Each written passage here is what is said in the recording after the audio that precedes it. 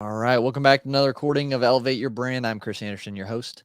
And today, like all others, we have another amazing guest with some great expertise and experiences that he's going to share with us. And hopefully, you can take something away from today to elevate your brand, to get to that next level in your journey, and to just be motivated and impacted to keep moving forward. So, today we have Adam Adams on the show today who, after selling his first podcast and seeing everything that it had done for his business, he founded his own company to serve podcasters in a whole different way. And knowing that successful business owners have already, learned to stay in their own lane, right? We want to stay what we're focusing on and what we're good in our area geniuses. Those revenue generating activities. Adam founded Grow Your Show, which is an easy button for podcasters. And he makes having a top-rated podcast as easy as pressing record. So, and it's exciting to have Adam on the show because we kind of are in the same market kind of doing the same thing. But it's always awesome to connect with other like-minded individuals so closely related. There's a lot of entrepreneurs out there, but being able to connect with someone kind of in the same area and just hearing their success, fuels me as well. So, Adam, welcome to Elevate Your Brand. Hey, brother. Thanks for having me. I had you muted for a second. No problem. No problem. Excited to just chat with you and just learn from you and hear your story. And with that being said, I'd love to, I kind of did the introduction thing, but high level, what's your story? Where have you come from that got you to grow your show? Yeah. Growing up, my stepdad always said that we should have a business and passive income, rentals and stuff like that. So that's how I grew up. He always had all of these things. And I think that owning your time is quite important. Being able to do whatever you want, whenever you want, is beautiful. So, my goal that I've had throughout my life is to build a business kind of like Robert Kiyosaki, if your listener knows who that is. Robert Kiyosaki built a business where he didn't have to do a lot of the work, he just owned it. And with all of the extra income that he made, he put it toward investments so that Mm. it could grow and have multiple streams of income, but not just multiple streams, multiple passive streams or residual income. Yep. So that's been a big goal of mine throughout my life, and I've built different businesses through with that goal in mind.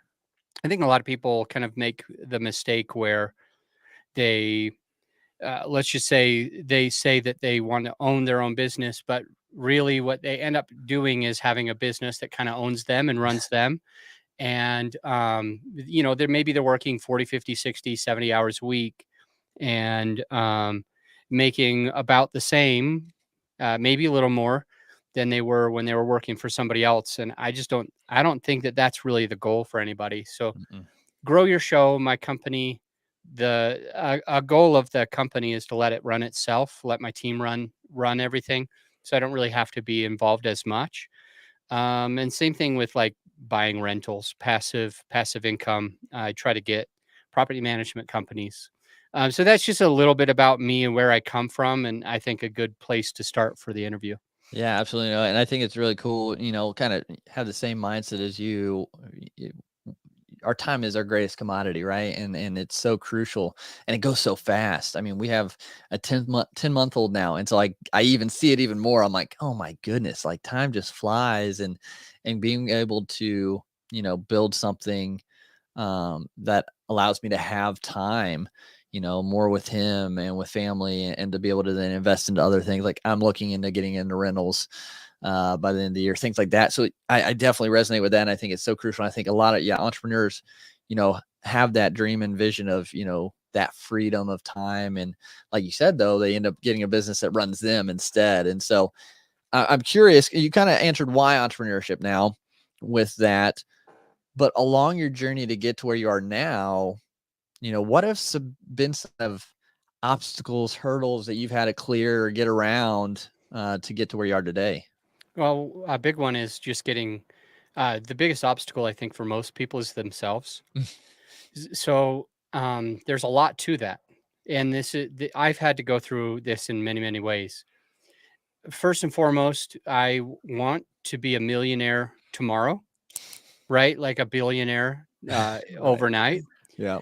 And I think that kind of does us a disservice, is that mentality of, yeah, not being willing to put in the work, not being able to put in the effort, or keep things sustained for a long period of time. Mm. Many of us, and the hurdles that I've I guess you don't achieve a hurdle. Many of the hurdles that I've come up to have been internal. Mhm. It's been like, I a I'm building a business, right? And I'm staying in my way. That's one hurdle, Yeah. is that I think that I'm building a business, but I'm really building a job. Mm. And so there's a lot of reasons why. One of those reasons is, you know what?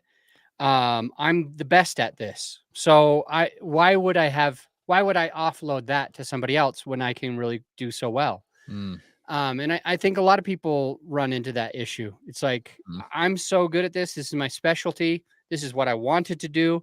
And now I'm afraid to turn over the reins to somebody else. I'm afraid mostly because I don't know if they'll be able to do it as well as me. Yeah. And that holds us back from being able to build what we really want. Other examples, as we're going to turn over the rein, is we feel like it's an expense. Mm. And I felt that way. This is a big hurdle that I had to go through. Is For a long time, I was like, I'm barely making what I want to make. Right. I'm barely there, or I'm below there, or I'm above it, but not enough above it that I can justify hiring somebody. Yep. All three. I mean, your listener is going to experience Yep. one or all of them.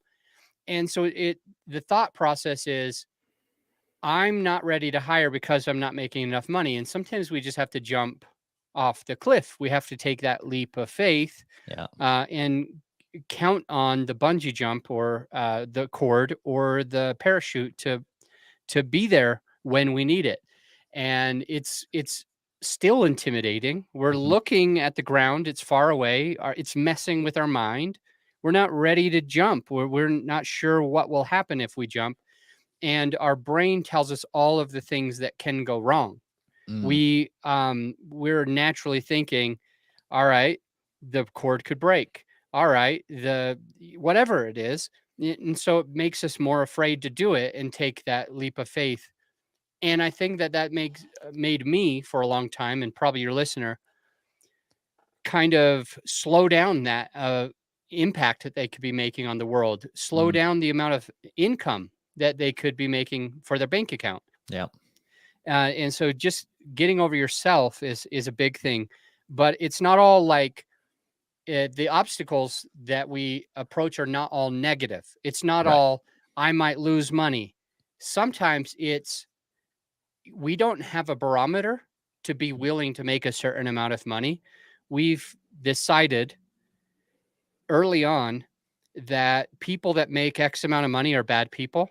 And so we judge them. We say, oh, they're just crooks, they're just criminals, they're money hungry, they're greedy, they're bad.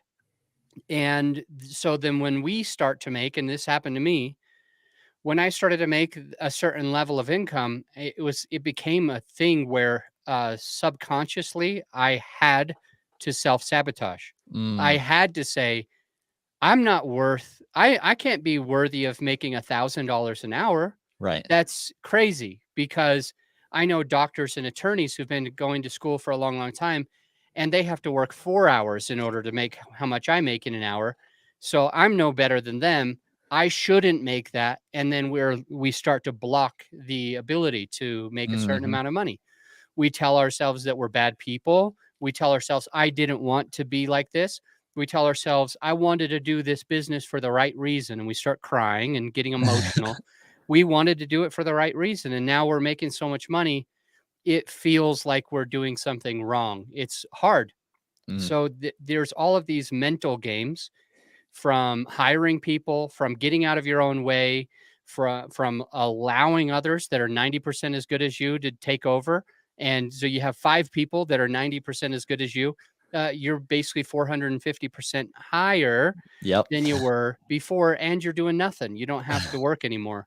Yeah. And of course, once the money really starts rolling in, we've got to be able to look at it as that we're blessing the lives of other people, that we are. Yes. I think it was Zig Ziglar who said, "You'll have everything in life that you want if you help enough other people get what they want." Yep. The amount of money in your bank account is a direct reflection of how well you're helping other people. And so now we can think, man, I'm really helping a lot of people. We need to change our brains around. There's all that.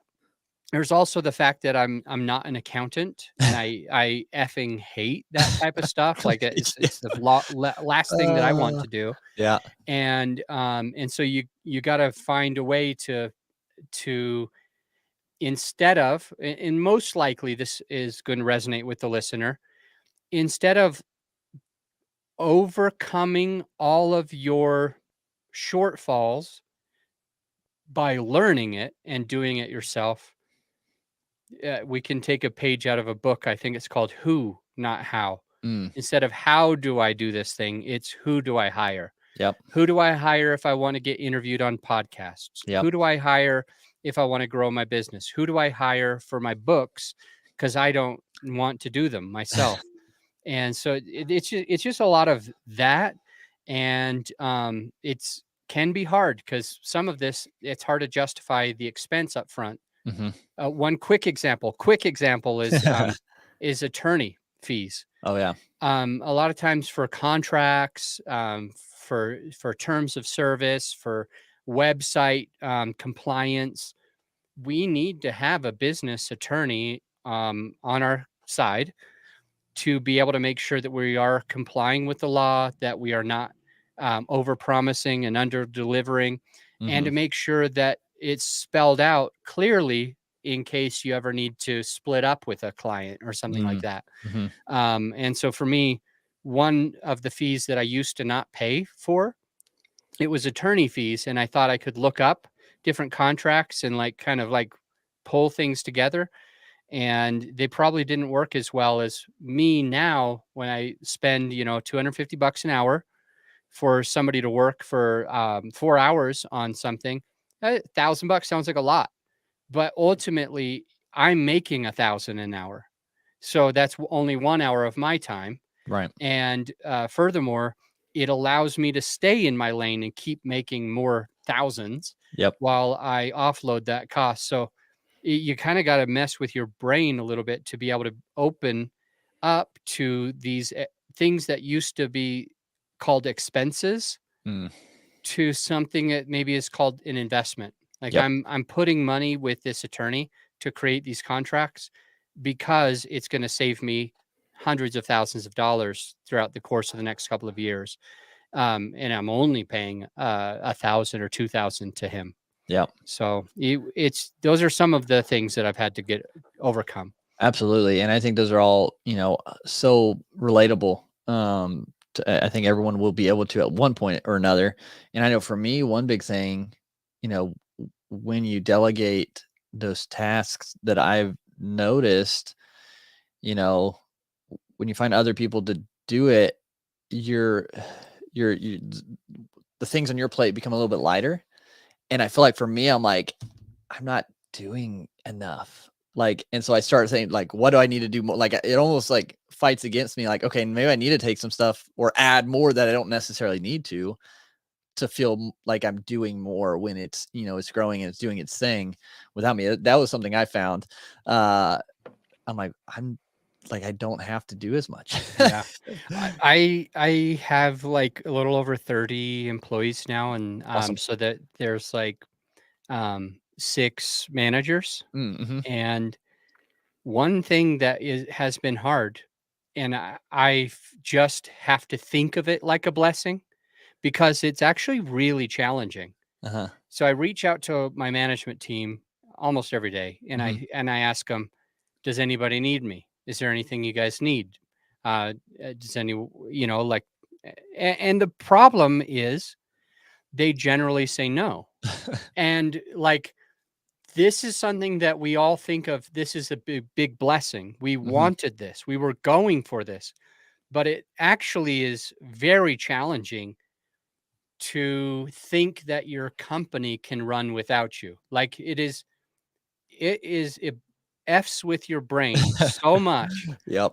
It's like, well, then what am I here? I'm useless. I got to start something else. I've got to get in my own way. Yep. I've got to make problems in my company just so that I can fix them, Right. you know? And it's something that I've been struggling with a lot for the last year or two, since the team is, for the most part, been able to do everything. Hmm. And it's hard when they say, I'm fine, I'm good. I'm good too. No, we're good. Nobody needs you. I'm like, well, I want to be needed. Like, one of the big human desires is contribution, Hmm. is growth, contribution. We want to feel like we're adding to something.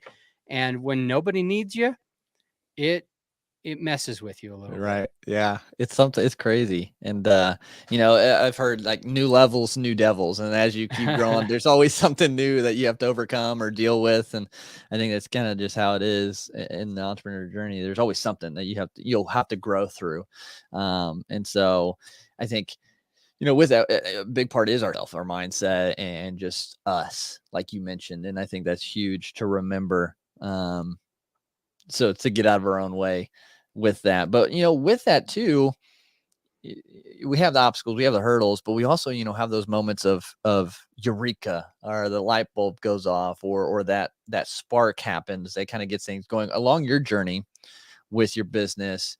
Does anything come to mind, those moments of oh my gosh, yes, Yeah. like to elevate your business, your brand? Two big ones.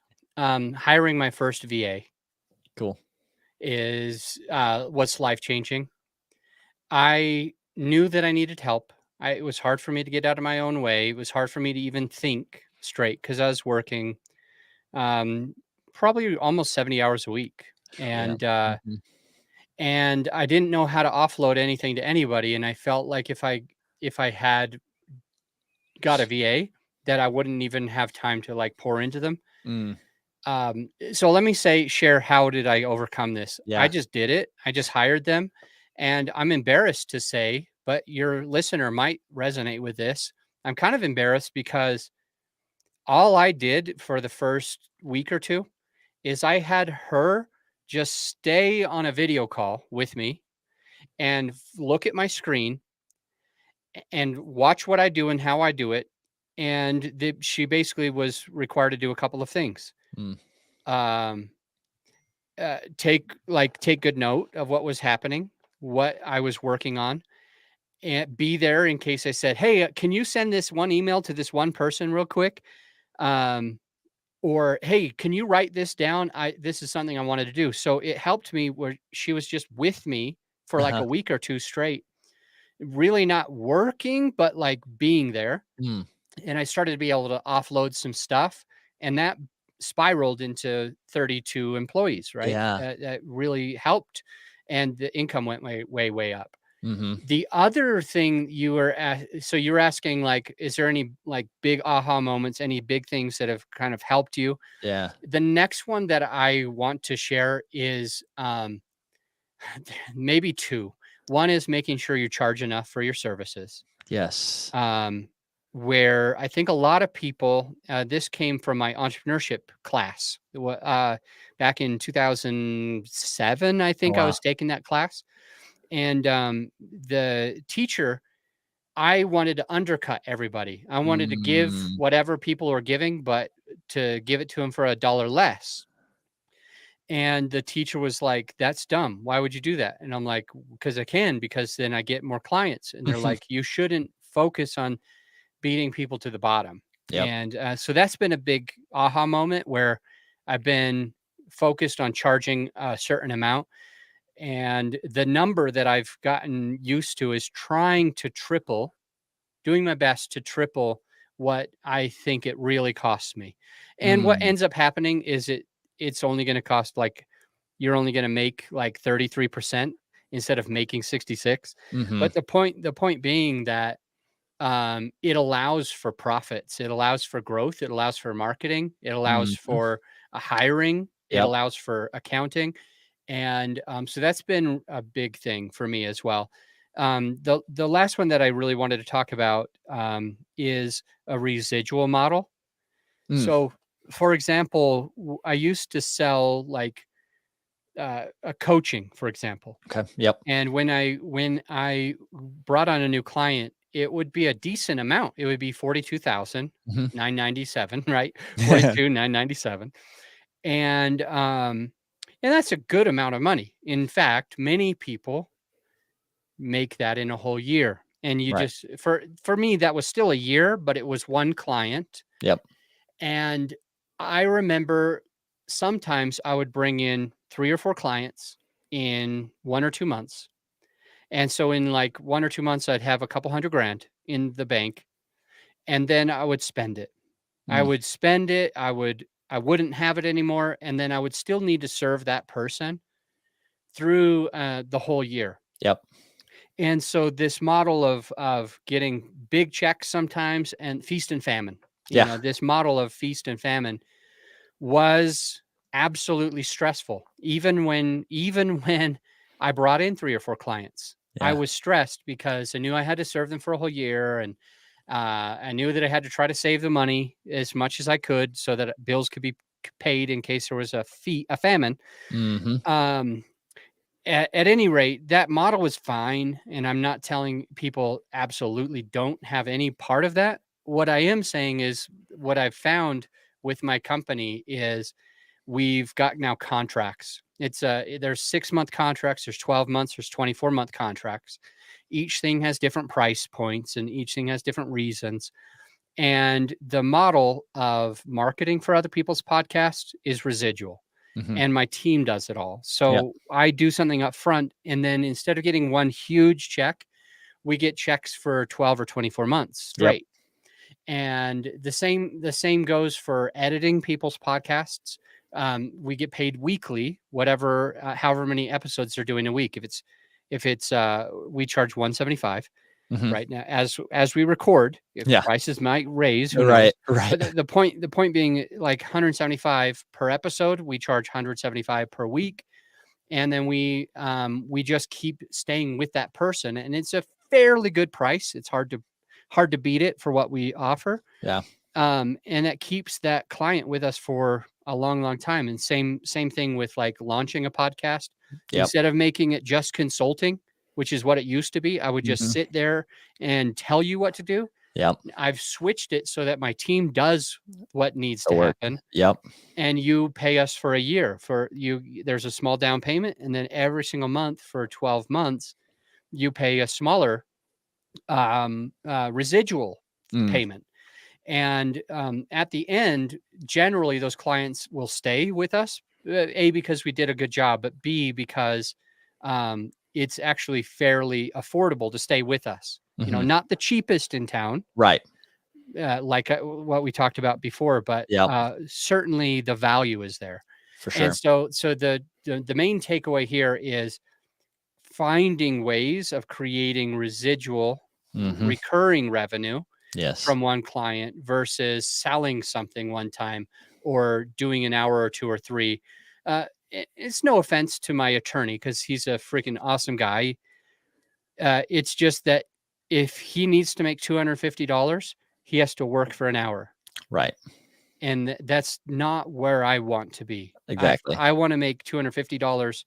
I want my team to do everything. And I Yep. think that that's a huge takeaway for the difference between self-employed and a business owner. Mm-hmm. Yeah. And I think that's so big that you said that, because that was something that I struggled early on, was, charging the right price. I kind of the same thing. I just wanted to make I just want to make $1 to survive, and pay things. And then I got to the point I can't do all this.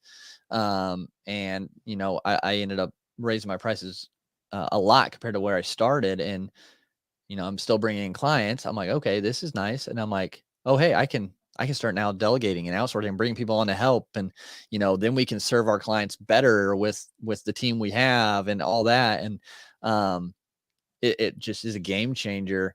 Now, of course, maybe you don't have a service-based business like Adam and I do, but maybe you have a product. But you got to show the value, and then if something that you can create and just kind of put out there, that's a different thing. But you've got to judge that based on your value and your time that's put into it, for sure. But I think it's a huge thing to think about is the price, and don't undercut yourself or sell yourself short, for sure. Love it. Yeah.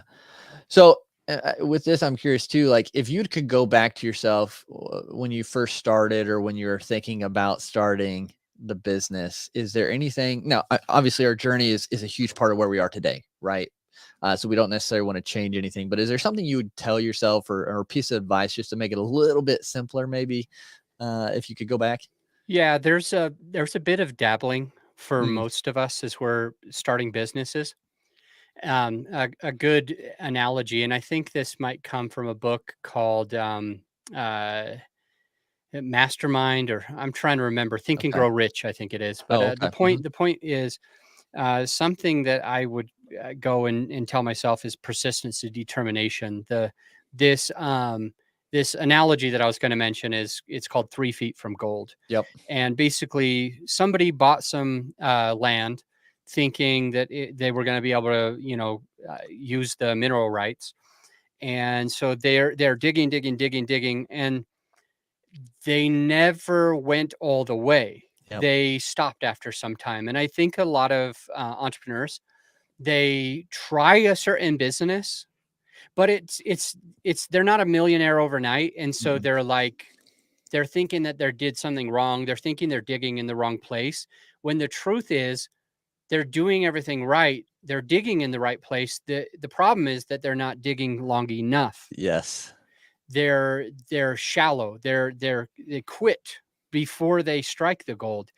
And that, I think that's a huge thing, where in junior high, I took band. I was Mm. as a tuba player, and my teacher, Mr. Brimhall, made us memorize a bunch of different quotes. One of the quotes that we had to memorize was by Calvin Coolidge. I don't Uh-huh. remember which president he was, but he's a good guy.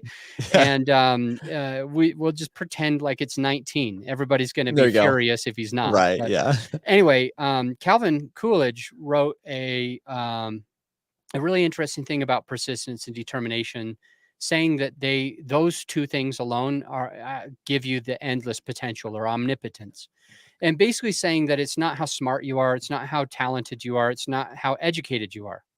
It's really how much you can, how relentless you are. Mm. If you're not going to quit, that guy would have absolutely hit gold if he spent 3 more hours. Yep. If all he did was just 3 more hours to get those last couple of feet, he would have been there, and he wouldn't have left something sad, right? And Yeah. that's the same thing with us. And I've had this problem where in the real estate investing, Mm. I went in and I tried assisted living, Okay. and assisted living was hard, and there was a lot of nuances Mm. and laws and regulations. So I quit. And I said to myself, assisted living doesn't work. Mm. So then I try self storage, and I'm unable to get a self storage unit. I tried for weeks, and it sounds like a lot to some of us. But weeks is nothing. I tried for weeks to get a self storage unit. I said, "F this, that doesn't work. Nobody's going to give me their self storage units for a good deal. Things are getting harder." And I dabbled, and I got 3 feet from gold, and I quit. Mm. And then I tried another thing, fix and flips. Mm. And I was making money with fix and flips. But the problem is I was trading time for dollars. Yeah. And so I was like, all right, this isn't the model that I want either. And so then I got into apartment investing. I'll tell you real quick that apartment investing took me about a year and a half before closing on the first deal. Phew. And if I would have quit, I let's just say a year and 5 months. If I would have quit a year and 5 months in and said, "Man, I gave this a better try than I did with assisted living. I did a better try than I did with self storage, and I did a better try than I did with single family fix and flips." to buy and syndicate these huge apartment buildings. I've done it for a year and 5 months. I'm going to quit. Then I would have had that other bad story to share today as well. But Mm, for that, I said, I was thinking about Mr. Brimhall and Calvin Coolidge. And I was thinking, man, my dad told me if I'm going to start something, I better finish it. And I feel like those other things would have worked if I gave him enough shot. mm, So I'm going to give this enough of a shot. And lo and behold, maybe a month later, we closed on our first one. Not even 6 weeks after that, we closed on our second one. awesome. So 6 months, a year, 18 months to 6 weeks to close on that second one. We bought 2 more in the next 12 months and 2 more in the next 12 months. And I That's had awesome. 6 apartment communities adding up to 1,400 doors, $100 million in assets that I was a part of. I didn't Yeah. own them by myself, but that I Right. was able to be a part of and have this residual income. And it became, it was so because I gave it a good go. And I think if I would have learned a little bit sooner about persistence and Mm. determination and not quitting before you hit that gold, I think it would have been a little bit better. So that might be the advice I would give my 18-year-old self. Or if you got a listener who needs to hear it, I definitely give them that advice as well.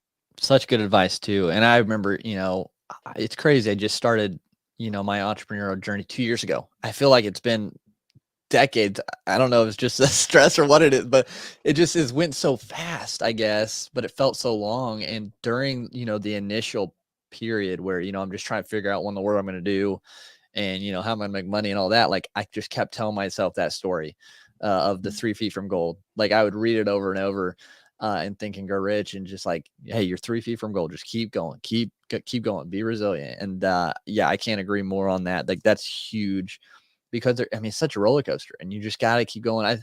Those who, persist the longest are the ones that will succeed. If you stay focused on one thing and you're doing the right things in the right order and just stick with it, like most of the time you'll succeed in it. And a lot of people don't. It's because they stop 3 feet from gold. So Yeah. I appreciate you sharing that. And I did look up Coolidge was the 30th president. So we were off What a did I little say? bit. 19th. 19th. I mean 29th, I think. No.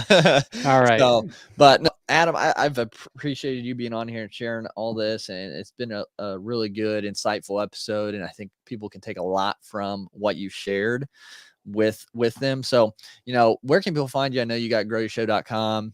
If you're looking for podcast production and everything, they can check that out. Yeah. Where else can people connect with you and just learn more about you and your journey? Yeah. A free way to learn more is just to go to the podcast on podcasting. So Cool. wherever they're hearing this, we've got a channel in the same place, the podcast on podcasting. And excuse me, can't even talk. If people do want to hire us, do a discovery call, then it's Yeah. growyourshow.com. Perfect. Awesome. You guys definitely get connected. Just see all the great stuff they're doing. There's so much room in the space. I love, connecting with other people doing the podcast, editing, production, all that. It's just because with podcasting, we can help so many people, elevate their shows, grow their shows, which makes a bigger impact in the world. And so being able to be a part of that together, being able to be a part of that together is just really cool, Adam. So awesome to be connected with you. Awesome having you on the show and be able to, chat about all this. And everyone listen, if you're watching this live, if you're listening to it live, if you're, doing all that on replay, share this, get it out there with other people so we can make an impact together and extend our reach and make sure, to go follow Adam's show, subscribe to this show, and just stay tuned in and continue to just elevate your brand and